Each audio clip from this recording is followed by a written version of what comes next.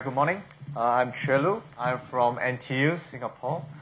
So I used to be part of the iGEM team in Imperial in 2006. So as a graduate students advisor, after I got my PhD, I went back to NTU.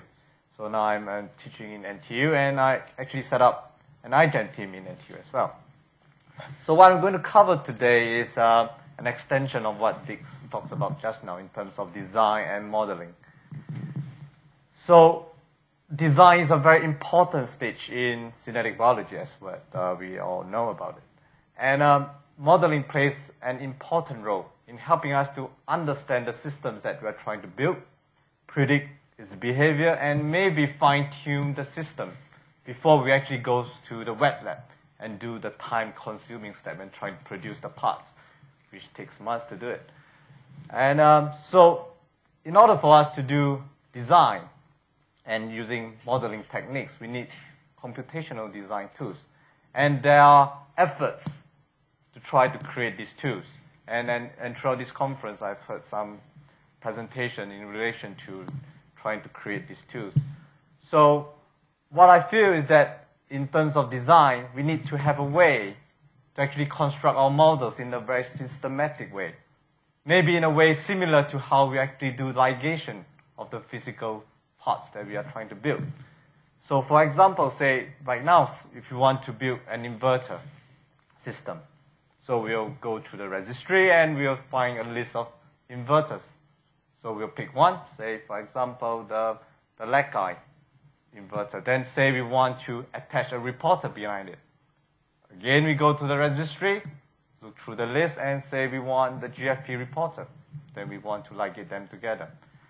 And say if we want a source, say a constitutive promoter which is always on, which you always express Leckeye.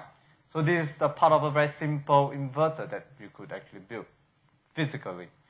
So the question here is that can we actually build the models the same way as how we build this physical system? And we can actually describe this simple inverter using this ODE's equation that is very commonly used.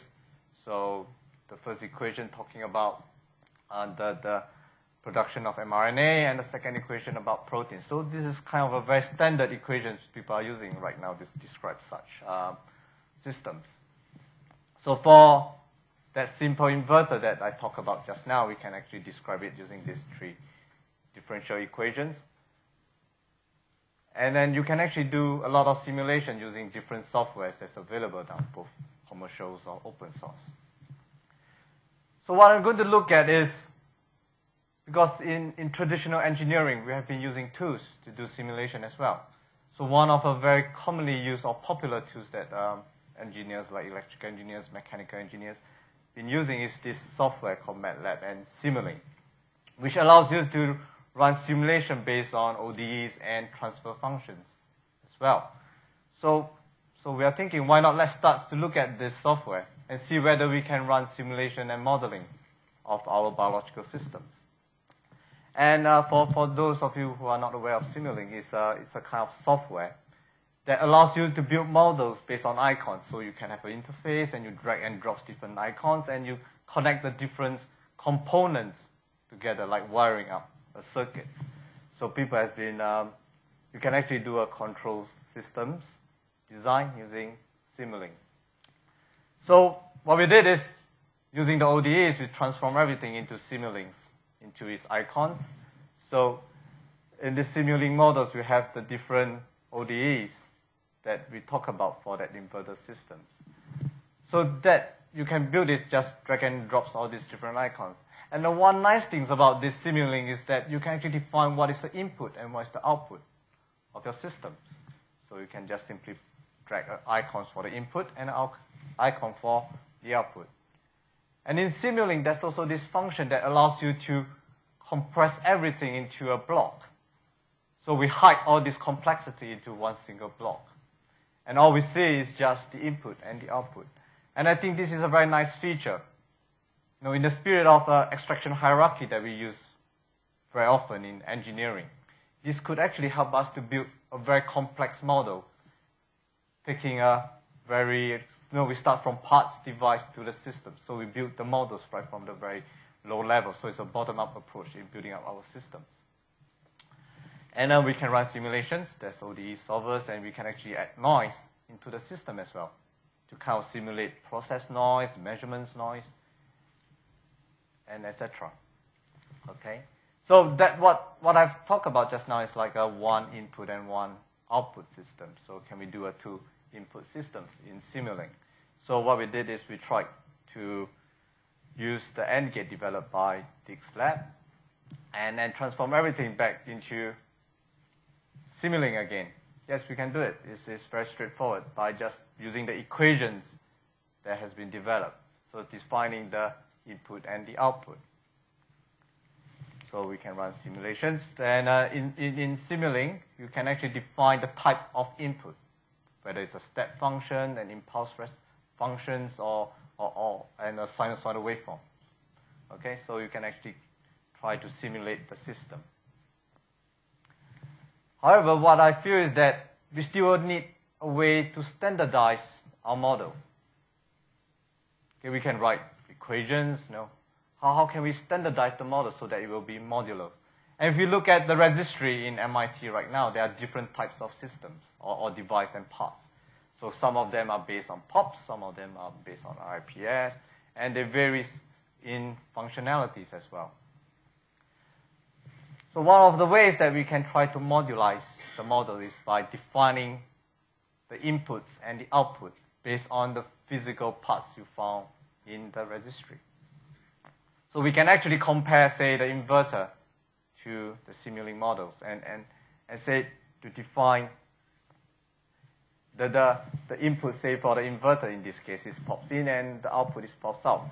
So for the Simulink model, we should define the same types of input and output as well.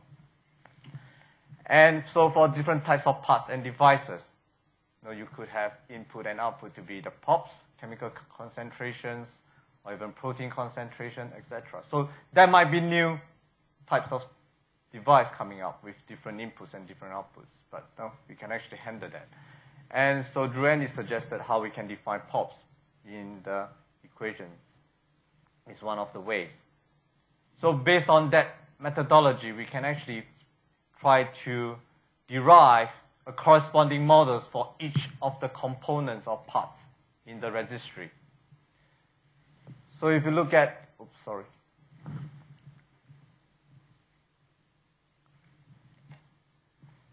So you look at this column here. This is the physical parts in the registry. So we define what is in the input and the output.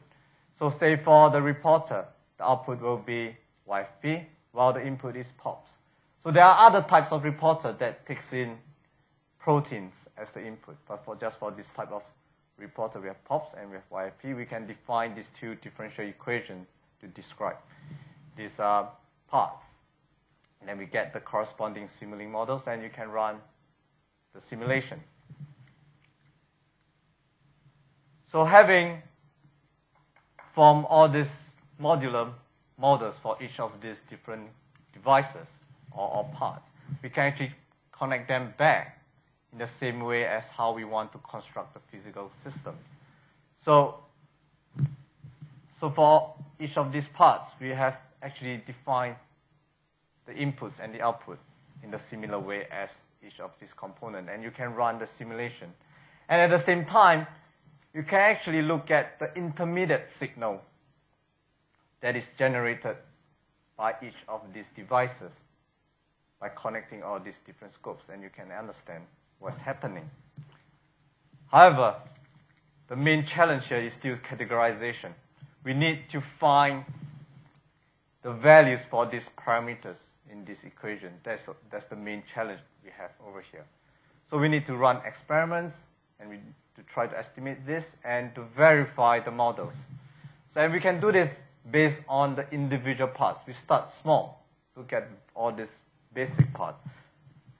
So right now back in NTU, we have been trying to categorize one of the promoter, which is the Lackey promoter.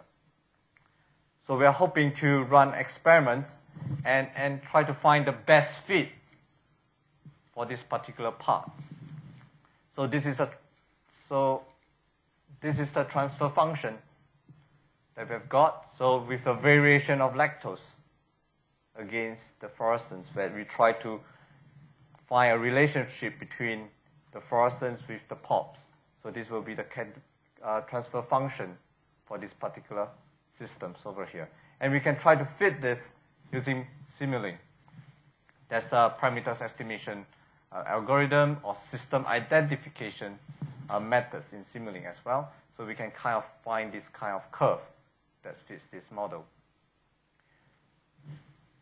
But this remains a challenge. So we still need to run experiments to actually see how good this fit is, to validate this model.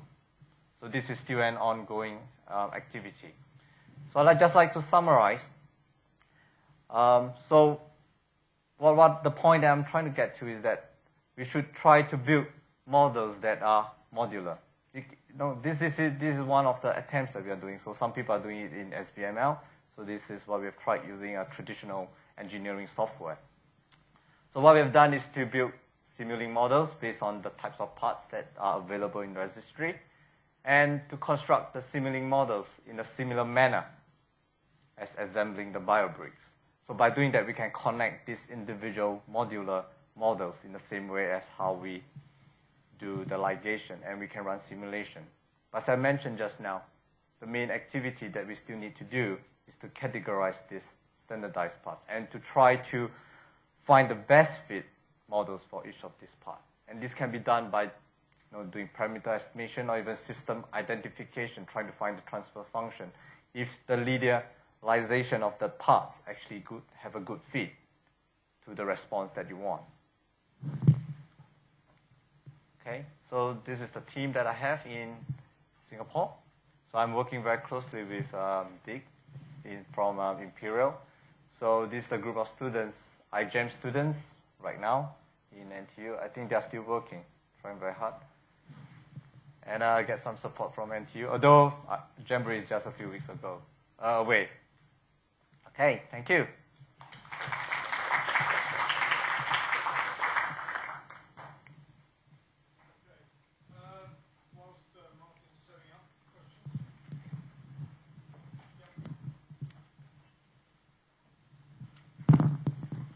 I'm curious what your criterion is for deciding that you've built a good model. So you write down some differential equations, and then you simulate something, and then you get some data back from the lab that has noise, or like how do you go about saying that your model is successful? Is it just that you've fit some parameters, or are you using it to do something else? Right. So maybe for a while first. So yeah, how do we know whether we're getting a good fit for the models? Is that what you're asking? So we run some experiments, we get some parameters values for those ODEs equations. So what we need to do is actually validate those models, maybe to extrapolate the system in terms of prediction. So we run maybe for that lactose example, we run up to 10. Say if you extrapolate slightly more to 12, can we actually get the behavior that we want? So that's kind of validations.